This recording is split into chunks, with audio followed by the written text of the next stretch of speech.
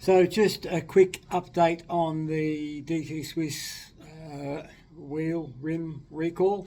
So they've upped it now. So previously it was a stop ride, as I did in the previous video. But they've provided more information and they've officially done a recall. So if you're not sure whether you're affected or not, have a look. Pardon me. Have a look on their on the DT Swiss information. So they've got a full document, sort of outlining all the wheels that are affected. So what do we know? Well, we don't really know that much, but from the information that they've provided, it's from their factory in Vietnam. So, oh, pardon me. The products out of their Poland factory aren't affected. It's also noted that and I'll put a picture up. So they're saying that the damage mechanism or the failure mechanism is a delamination between the rim side and effectively the rim flange to the tyre bed. So now what can cause that? So now this is purely speculation, but there are a number of things that can cause that. So what we'll call that failure is it's an interlaminar shear failure. So it's the layers can shear and separate like that.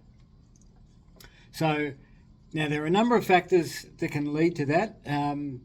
You can have like a curing issue. So that basically, if the resin is curing too quickly in that area, and that could be due to the thermal mass of the tool or oven calibrations or a whole range of things. But you can get the resin curing in sections before it's fully had time to flow and effectively interface between those two plies. The other thing you can have is you can have, if the material is too dry, again, then you can have a problem with you don't have sufficient resin in that area. So there are a couple of scenarios. The other scenario, which is unlikely, but probably be very bad if that's the case, would be if they haven't taken the backing plastic off the pre-preg when they've put those plies in. So now the backing plastic on the pre-preg is like a polyethylene typically, and under the curing temperature, depending on what the cure temperature is, that can actually melt and fuse into the laminate, but it causes a point where you're not bonding, because basically the polyethylene the epoxy won't stick to the polyethylene, and so you create this interface which you can't bond to, but it's very difficult to find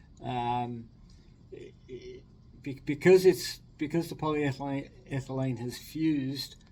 It doesn't provide like a really strong interface even for an ultrasound scan. So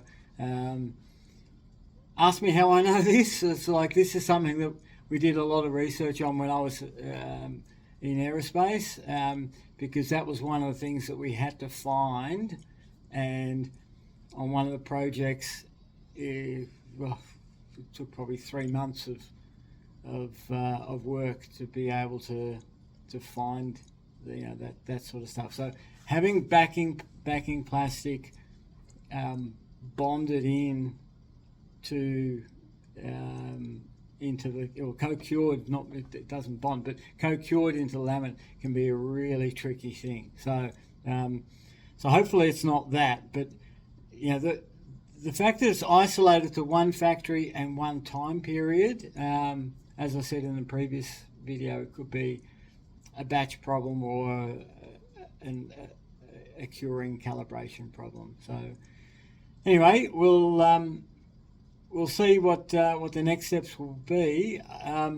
If anyone's got one of these rims which has failed, like I haven't seen or heard of any failures. I've looked online. There hasn't been any posts or that I've found on anyone showing any of these failures. So if anyone's seen one of these failures, please contact us. And yeah, I'd love to see one of these rims and cut it open and have a bit more of an understanding on what's happening. But once again, kudos to DT Swiss for being proactive on this. And yeah, it also affects the Swiss side, which you've probably seen as well, because they're the same rim. So I'll just add that to the mix as well.